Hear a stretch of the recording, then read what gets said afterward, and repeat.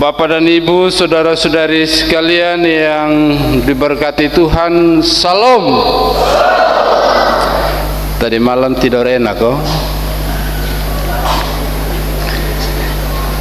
Saya sengaja tanya seperti itu karena saya berdiri di atas sini juga agak sedikit tagoyang-tagoyang. Maklum, di hari bahagia seperti ini kesibukan di seputar perayaan Paskah begitu tinggi ya, sehingga kadang sedikit menguras energi waktu istirahat kita. Saya perhatikan setiap kali perayaan Paskah yang paling semangat itu kita punya anak-anak par di bawah mata begitu kok. Nah kalau begitu kotong tepuk tangan dulu untuk kotong anak-anak Pak. Bapak Ibu kekasih-kekasih Tuhan sekalian, Kristus bangkit. Kuasa maut yang mendatangkan ketakutan itu telah ditelan oleh kuasa kasih Allah yang memberi sukacita. Maka tolong sampaikanlah ke teman yang ada di sisi kiri kananmu, Tuhan sudah bangkit. Beta sontakulai. Bilang kepada sesama, beta sontakulai. Jangan sampai potong Kristus sudah bangkit, potong masih hidupan aku karena ya. Ya. Kekasih-kekasih Tuhan, Majelis Sinode memberi tema untuk dikhotbahkan dan tema ini sekaligus menjadi tema perayaan Paskah Nasional antara PGI dan KWI. Damai sejahtera Kristus di tengah keluarga.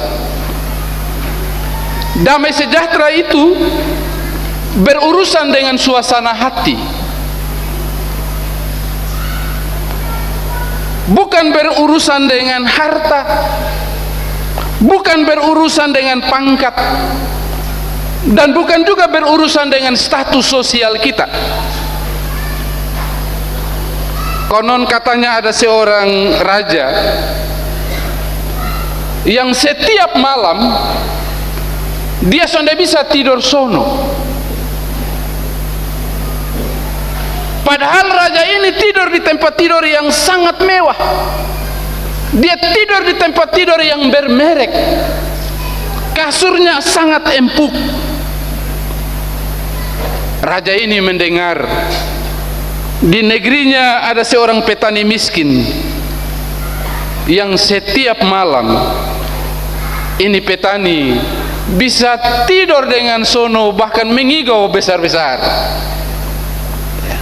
Padahal dia tidur di atas tempat tidur yang hanya bale-bale bambu dan sonde beralaskan kasur. Dia penasaran. Dia ingin mencari tahu apa rahasia si petani miskin ini bisa tidur begitu nyenyak dan sonunya. Lalu dia minta kepada Perdana Menterinya. Lupi tanya itu petani miskin itu, kenapa setiap malam dia bisa tidur dengan nyenyak? Apa rahasianya? Kalau Lupi tanya, dia soalnya mau kasih tahu dia pengkiatnya, rahasianya. Lu bawa dia satu kali dengan dia pun tempat tidur. Bila perlu lu beli putus itu tempat tidur, datang dan potong dua bata tukar ini tempat tidur. Dan Perdana Menteri ini melakukan seperti yang diperintahkan oleh raja. Begitu dia pergi ketemu ini petani, dia tanya seperti yang diperintahkan oleh sang raja. Ini petani juga bingung. Ya. Beta juga sudah tahu beta pun apa kiat untuk bisa tidur dengan sono. Tapi yang beta lakukan adalah begitu malam mata tertutup, beta harus tertutup. Ya. Lalu Perdana Menteri ini bilang begini, kalau begitu nabet balu pun tempat tidur kok tukar dengan raja punya. Dia bilang, baik, ini berkat apa ini sudah datang. Ya. Nah rupanya saudara, Sang raja ini berpikir bahwa masalah tidur nyenyak atau tidur sono itu terletak pada tempat tidur. Ya.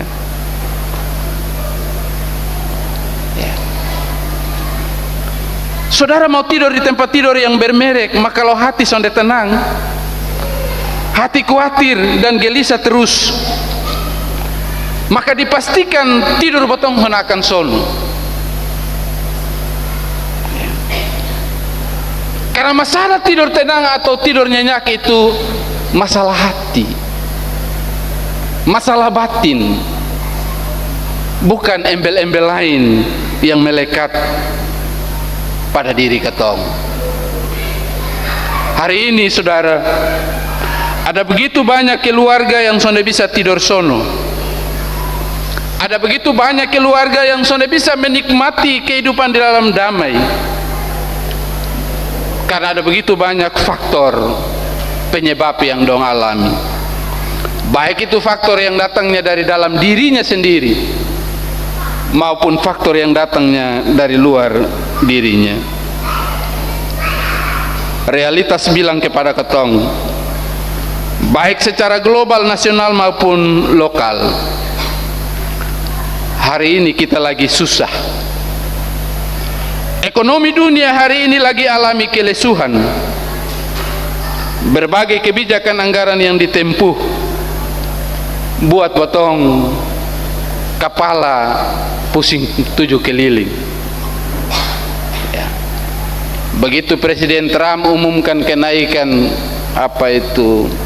pajak untuk ekspor 32-34%, pemerintah tak goyang. Begitu batong ngomong terkait dengan kebijakan efisiensi anggaran, batong pemerintah donju lagi pusing mau jawab yang mana, karena ada begini banyak yang harus dijawab. 3 minggu lalu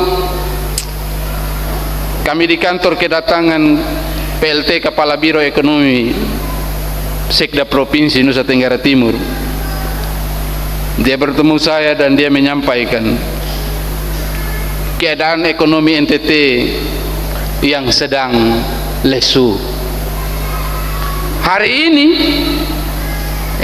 kita lagi mengalami apa yang disebut dengan deflasi 0,06-1. Artinya apa deflasi? Artinya daya beli masyarakat kita itu sangat rendah. Dan karena itu pemerintah ajak bersama-sama untuk bagaimana kita gereja terlibat dalam giat-giat pemberdayaan ekonomi. Kita di kampung tidak terlalu kepala sakit karena kita pikir bahwa daun marungga masih banyak, daun ubi ada fall. Kita tidak terlalu merasakan itu. Tapi kalau saudara bisa memperhatikan secara aspek secara luas nasional misalnya, hari ini ada begitu banyak orang yang dapurnya sudah bisa berasap dengan baik.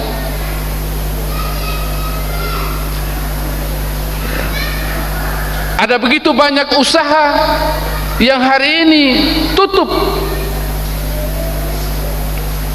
Dan di TV ketong dengar, ketong lihat ada begitu banyak PHK besar-besaran karyawan-karyawan perusahaan. Banyak keluarga yang hari ini mengalami masalah yang badobel-badobel. Satu belum kelar, satu datang lain. Mau masalah anak-anak, mau masalah rumah tangga, terlalu banyak. Jantung sonde kuat, maka ketong bisa kena stres, stroke dan stop. Hari ini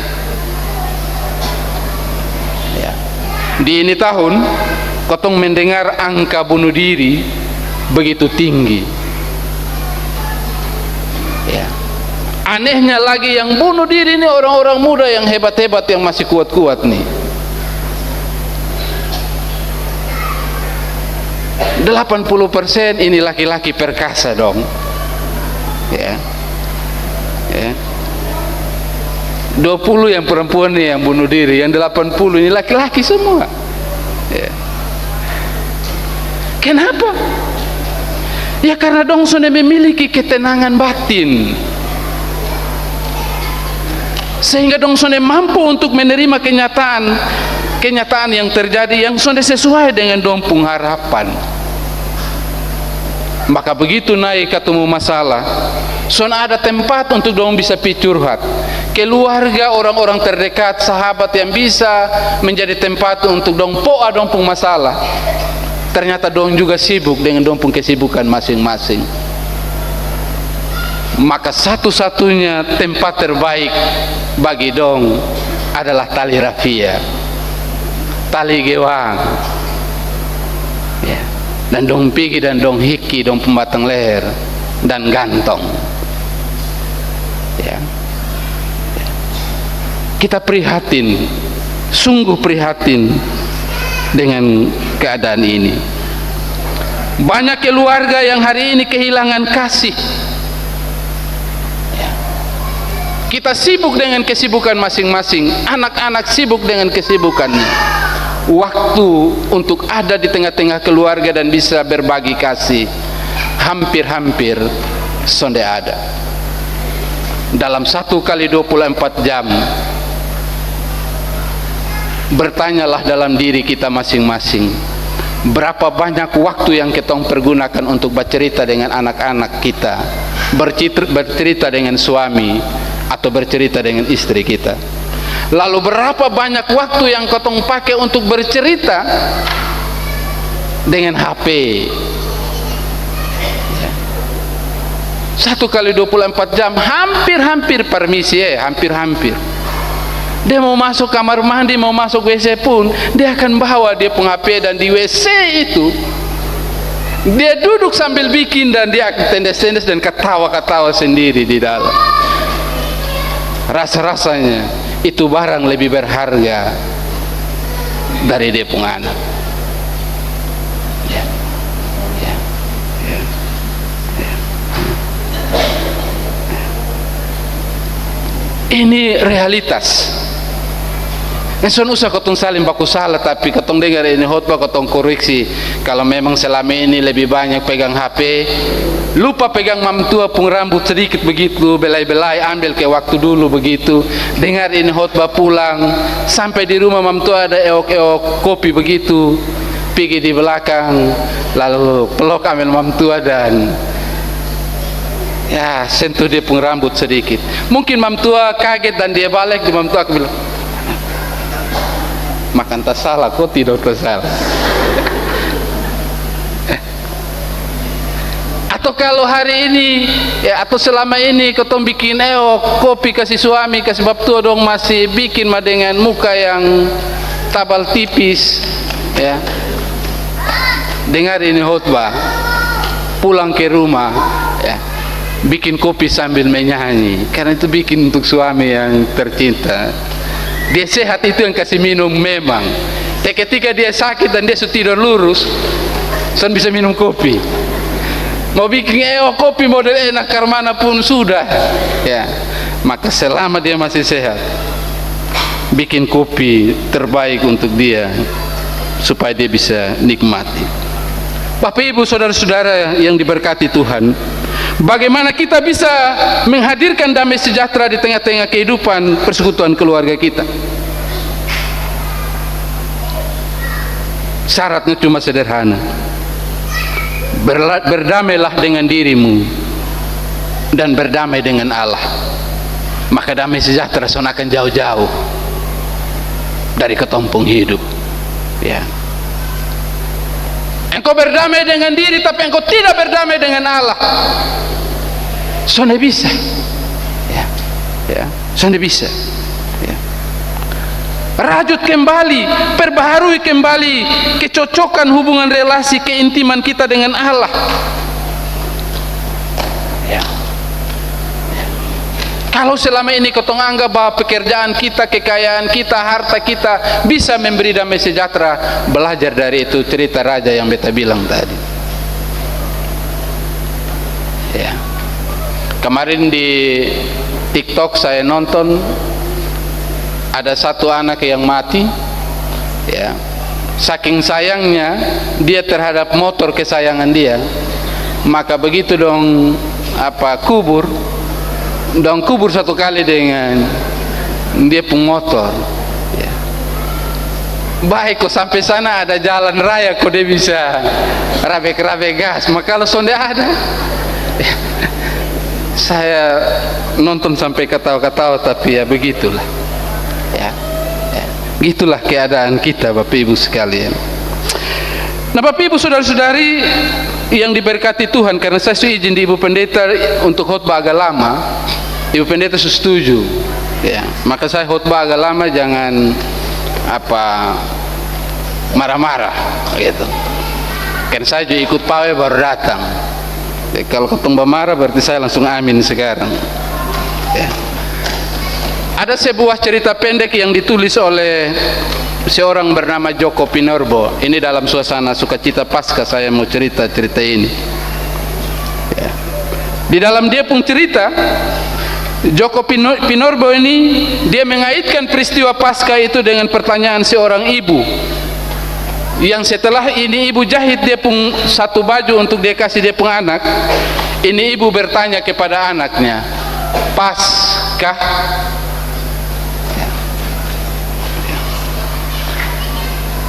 Ini ibu tentu menantikan jawaban dari anaknya. Apakah baju yang telah dijahitnya, apakah baju yang telah diberikan kepada anaknya dan dikenakan itu pas atau tidak, ya. Pas yang dimaksudkan di sini cocok kosonde, sesuai dengan dia pengukuran kosonde, sesuai dengan mode keinginan hatinya kosonde. Atau dengan kata lain, pertanyaan Paskah itu berkaitan dengan apakah ini anak suka mengenakan itu baju kosonde. Nah, bila jawaban dari pertanyaan si ibu ini kotong kaitkan dengan peristiwa Paskah, maka dapat dikatakan bahwa peristiwa Paskah adalah ketika Allah menemukan kecocokannya kembali dengan manusia dalam kemuliaannya. Kecocokan kembali itu ditemukan dengan jalan bersedia mengosongkan dirinya, meninggalkan kemuliaannya dan mengambil bahagian dalam penderitaan manusia, bahkan sampai dengan kematian dan kebangkitannya untuk menghadirkan karya keselamatan agung. Tanpa jalan ini, maka tidak pernah akan ada kecocokan, tidak pernah akan ada keserasian antara Allah dan manusia. Sebab yang cocok bagi Allah adalah kasih yang memberi diri. Yang cocok bagi Allah adalah kasih yang mempersembahkan hati, bukan kasih yang basimpan hati, atau bukan kasih yang babungkus hati. Bayangkan kalau Allah bungkus hatinya dengan getong, botong sudah selesai. Maka tolong jangan saling babungkus hati di dalam kehidupan persekutuanmu, rumah tangga, persekutuan keluarga, persekutuan bermasyarakat atau bergereja. Jangan saling babungkus hati, ya. Kasih yang memberi hati akan melayani sampai tuntas, ya. Itu yang kita temukan dalam cerita Paskah, ya. Secara harafiah kita bilang Paskah itu berjalan lewat. Kita maknai Paskah artinya bahwa segala penderitaan, segala keresahan, segala kekhawatiran dan ketakutan sebagai upah atau konsekuensi keberdosaan kita telah lewat, telah ditanggung sepenuhnya dalam darah Kristus. Lunas, terbayar, ya. Sonde kredit, sonde cicil, sonde ada koperasi harian yang akan datang tagih, sudah selesai.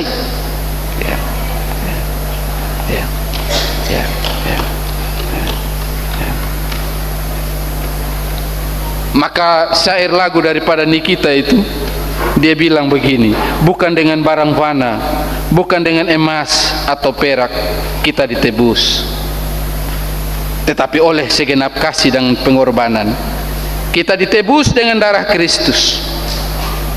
Peristiwa Paskah yang kita rayakan mengingatkan kita akan sosok Yesus Kristus yang bangkit meninggalkan kubur kosong. Kuasa maut telah ditelan oleh kuasa kasih Allah. Maka omong Paskah sebenarnya ketong omong dua hal menurut teks bacaan kita tadi. Yakni pertama, omong Paskah berarti omong tentang waktu dan suasana hati. Dan yang kedua, omong Paskah artinya omong damai sejahtera dan sekaligus sentuhan hati. Ya. Pertama, terkait waktu dan suasana hati. Kematian tragis yang dialami oleh Yesus sang guru dan pemimpin mereka rupanya telah melahirkan ketakutan hebat di kalangan para murid. Para murid diliputi oleh rasa takut, juga rasa hilang harapan, hilang damai sejahtera. Persekutuan yang tadinya kokoh dan terbangun dengan baik, kini ada di tengah ancaman, di ujung tanduk, mau tercerai berai, ibarat anak ayam kehilangan induknya. Saudaraku, tindakan mengunjungi makam Yesus yang dieksekusi karena tuduhan sebagai pemberontak politik adalah tindakan berbahaya yang penuh resiko. Apalagi tindakan itu dilakukan oleh seorang perempuan sendirian lagi. Walaupun di teks lain, di Markus misalnya, Markus 16 itu mengatakan bahwa Maria Magdalena pergi dengan perempuan-perempuan yang lain. Tapi di teks ini hanya Maria Magdalena yang disebut. Itu artinya cerita Paskah adalah cerita tentang waktu. Waktu kegelisahan, waktu ketakutan, waktu tanpa harapan karena kehilangan damai sejahtera. Dan untuk bisa keluar dari waktu-waktu seperti ini, waktu yang membebani, waktu yang menakutkan, Maria kemudian mengambil waktu yang berbeda. Pagi-pagi benar kata teks kita. Paling kurang yang ada di pikiran Maria adalah ketika dia pergi pagi-pagi, ada orang yang akan maloi sang dia, yang akan lihat sang dia. Tapi saudara, terkadang pemilihan waktu yang ketong pakai bisa salah. Orang bersedih karena kehilangan orang terkasih, belum tentu dalam sekejap dia bisa melupakan dia pun kesedihan. Orang yang ketakutan tidak mungkin begitu gampang melepaskan rasa takutnya. Maka sekali lagi waktu Paskah adalah waktu yang tidak bisa diatur oleh manusia.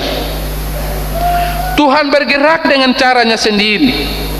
Dan waktu Tuhan itu berbeda dengan waktu yang dipakai oleh ketong. Waktu Tuhan lebih dari sekedar pagi-pagi benar. Mengapa? Karena Tuhan adalah sumber waktu, atau Tuhan adalah sang waktu sendiri. Itu sebabnya kemudian orang Israel memahami konsep waktu itu ada dua. Ada waktu yang dong kenal dengan istilah kronos, yang artinya ya, kuantitatif, dapat diukur, hari, jam, menit, tanggal, itu kronos. Tapi yang kedua, ada waktu yang dong pahami sebagai kairos, kualitatif, yang tidak bisa diukur, waktu yang berisi kesempatan, pemaknaan. Dan di poin ini kita bisa bilang itu namanya waktu anugerah. Ya. Kotong kadang hanya berhenti di waktu kronos, lalu lupa untuk memberi makna terhadap waktu kronos yang kotong alami. Ya. Siapa yang percaya pada kuasa Paskah, saudara, maka dia harus mulai dengan keyakinan ini. Tuhan yang menentukan waktu terbaik bagi saudara, dan dia tahu apa yang jadi kebutuhan kita dan kapan dia mau realisasikan. Dia tahu itu. Ya. Ada orang yang berpacaran belasan tahun, begitu mau menikah son jadi. Ya. Dan Tuhan beri orang lain yang son pernah dia bayangkan. Ya. Ada juga yang membangun hubungannya putus nyambung kayak itu lagu. Gitu. Nanti baru pulang menyanyi sendiri. Ya. Ya. Ya. Ya. Tapi toh terakhir dong ketemu juga. Dalam pekerjaan kotong pun demikian. Kadang kotong juga memimpikan anak-anak kotong besok lusa harus jadi ini atau jadi itu. Tapi faktanya yang kotong harapkan ternyata kotong pun anak sudah jadi ini dan itu. Ya, ya, ya. Dan semua itu sekali lagi menggambarkan kepada kita bahwa waktu yang masih misteri itu ya, menghentar kita untuk kemudian percaya bahwa Tuhan suatur semua. Dia suatur yang terbaik bagi kita. Maka tugas kotong jangan hanya sekedar berdiri ya. Ya. Waktu yang menakutkan itu atau waktu yang menyeramkan itu karena maut telah selesai, sudah lewat. Kini ada harapan baru yang tersedia. Maka sekali lagi tugas kotong adalah masuk terus ke dalam. Jangan hanya sekedar berdiri di pinggir kubur dan melihat lepas. Sebab bisa jadi yang kotong lihat bisa salah. Kita lihat belum utuh, belum lengkap. Kadang persekutuan kotong hancur karena kotong lihat sudah jelas, kotong tahunya cuma sepoong. Namun saat kotong cerita ke orang, kotong bikin diri ke paling tahu sudah. Kotong cerita ini sama kayak kotong ada di itu tempat. Padahal yang kotong cerita ini juga kotong sumbernya kotong dengar dari bisik-bisik tetangga. Ya. Ya. Ini yang Ibu Pendeta Sinta bilang, ya, kotong belinya cuma ubi, namun yang disajikan sudah dikolak. Kada tambah dengan A, B, C, D, ya, bumbu, vitsin, garam, semua dia taruh habis. Bapak Ibu umat Tuhan yang terberkati, meski batu kubur telah terbuka, meski kain kapan terletak di tanah, meski kain peluh telah bergeser, saya mesti menegaskan ini kepada saudara, bahwa Maria pergi ke kubur itu, dia bawa rempah untuk mau meminyaki. Dia tahu bahwa dia hanya sebatas pintu batu, sebab dia sudah mungkin bisa masuk ke dalam, karena itu batu dia sudah bisa geser. Batu yang terbuka, kain kapan dan kain peluh, ini adalah simbol-simbol kengerian yang sangat menciutkan nyali langkahnya. Dan ini situasi yang sangat menakutkan bagi dia. Maria berharap di depan kubur yang tertutup dia bisa merempahi jenazah Yesus. Sebaliknya kenyataan yang dia temui, batu telah terbuka. Dia berharap mayat Yesus masih ada. Namun kenyataan yang dia temui hanya kain kapan dan kain peluh. Waktu hidup ini memang kadang terlalu berat untuk kita jalani. Ada hal yang kita lalui, kita begitu berharap, tetapi justru harapan itu pula yang menyakitkan kita. Ada jalan yang kita lihat mudah, tetapi begitu kita masuk ke dalamnya, jalan itu justru terasa berat dan penuh kesengsaraan. kita tidak bisa berpaling mundur. Orang bijak bilang, cari jalan keluar ketika berhadapan dengan persoalan. Tapi kita belajar dari peristiwa Paskah hari ini. Kita diminta bukan sekedar cari jalan keluarnya. Paskah meminta kita untuk berani mencari jalan masuk. Ketika kita berhadapan dengan tantangan, dengan persoalan, beranilah untuk mencari jalan masuknya. Dan kita bisa belajar dari kisah Maria yang tadinya sonde laku-laku. Maria tidak berdiam diri ketika dia diperhadapkan dengan fakta batu telah diambil dari kubur. Dia cari solusinya. Dia berlari untuk memberitahukan kepada para murid yang lain, dan mereka semua datang ke kubur itu dan melihat bahwa benar apa yang disaksikan oleh Maria betul. Batu sudah terguling, mayat Yesus sudah ada. Dia melihat atau dong melihat secara transenden, dan penglihatan secara transenden itu kemudian meneguhkan iman percaya. Paulus bilang dalam pertama Korintus 15 ayat 14, tetapi andai kata Kristus tidak dibangkitkan, maka sia-sialah pemberitaan kami dan sia-sialah juga kepercayaan kamu. Itu hal pertama yang katong belajar. Hal kedua, Bapak Ibu yang diberkati Tuhan, berbicara tentang damai sejahtera dan sentuhan hati. Ya.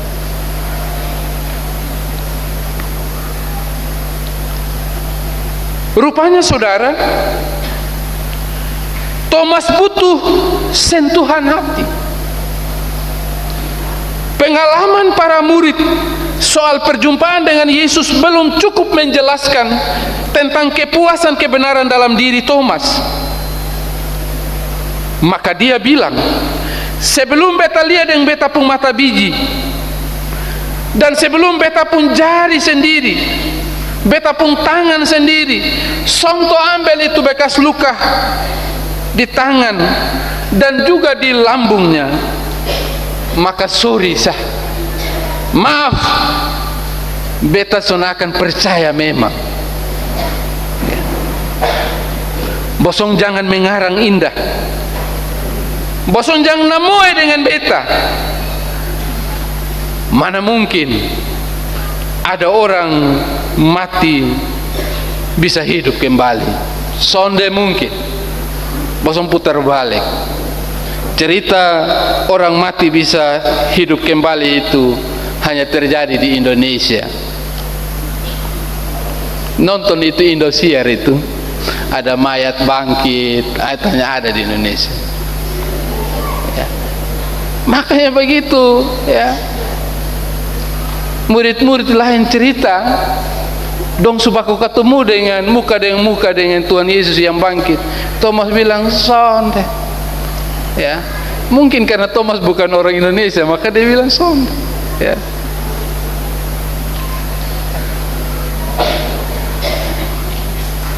Pertanyaan penting bagi kita, saudara, mengapa Thomas harus meminta untuk raba itu bekas luka? Apakah perjumpaan dengan Yesus saja tidak cukup? Mengapa harus menyentuh bekas luka itu? Seandainya Thomas berniat menyentuh Yesus hanya sekedar untuk menyenangkan otaknya, maka dia tidak layak untuk merayakan Paskah. Mengapa? Karena Paskah itu adalah undangan kerendahan hati. Paskah itu bukan undangan mengeraskan hati. Ya. Thomas memainkan aspek otaknya dengan baik. Dia kritis. Dan tentu ini sesuatu yang baik. Namun saudara, beriman itu bukan hanya soal andalkan otak. Tidak cukup. Justru beriman itu adalah dengan membiarkan Tuhan menuntun otak kita. Di gereja saudara, saudara jangan kira saudara cukup hebat untuk melakukan ini dan itu. Kita boleh rancang A, B, C, D kegiatan pasca dengan begitu baiknya. Kita pikir itu sempurna. Setiap saat kotong cross check dengan baik.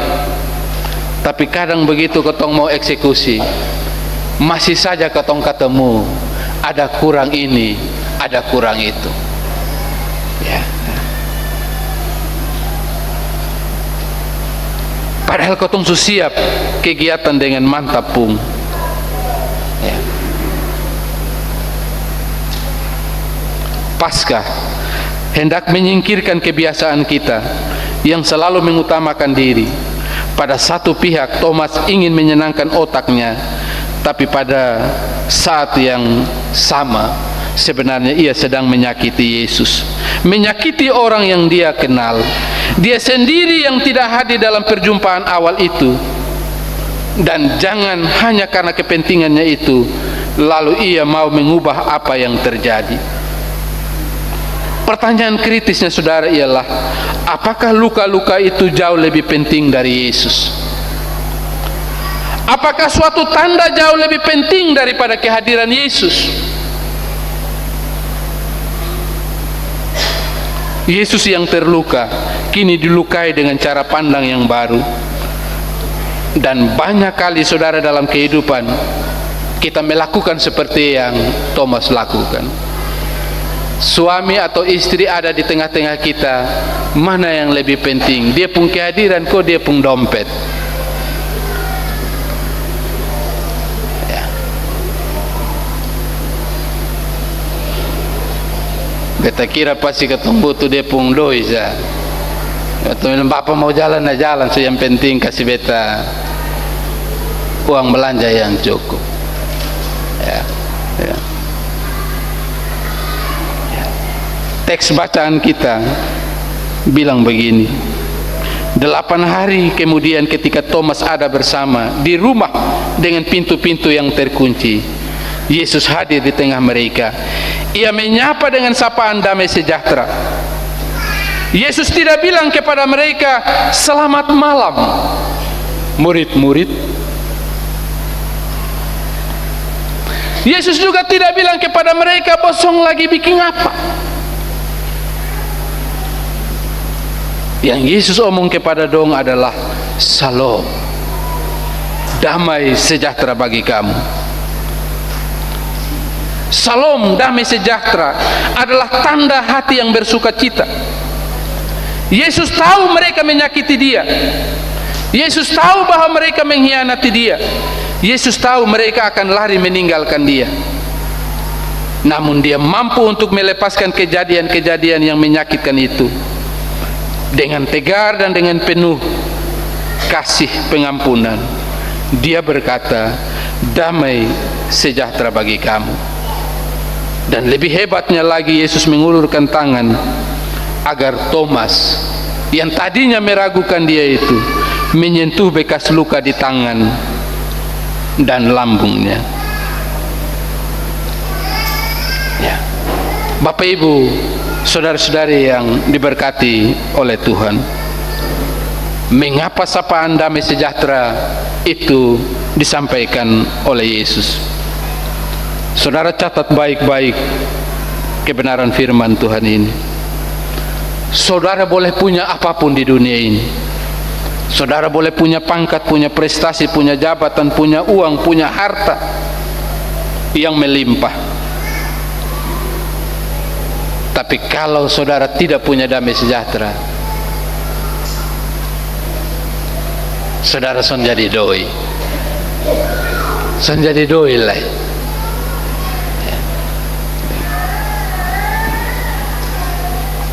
Damai sejahtera yang diberikan itulah yang kemudian membuat para murid dong memiliki keberanian luar biasa untuk memberitakan Injil. Dong dianiaya, dong disiksa, dong dipenjara. Tapi di kemudian hari, Alkitab juga bilang, dan catatan-catatan sejarah perjalanan para rasul menyaksikan bahwa dong melayani dengan luar biasa. Paskah memberi pesan kuat bagi kita supaya jangan pernah kehilangan damai sejahtera dalam hidup ketong, apapun situasi dan keadaan. Jangan pernah kehilangan damai sejahtera dalam hidup keluarga, dalam hidup rumah tangga. Tantangan ada, iya. Ada susah, iya. Makan kurang, iya. Penyakit, iya. Tapi damai sejahtera itu sudah boleh hilang. Kembalilah dalam kehidupan kotong masing-masing, lalu kotong berefleksi bersama, berkomitmen bersama untuk bagaimana menghadirkan damai sejahtera yang Kristus Yesus berikan itu dalam kehidupan keluarga dan rumah tangga kita.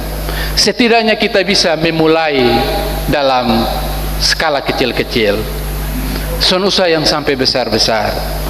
Belajarlah untuk mulai memberi sapaan yang terbaik dalam kehidupan rumahmu.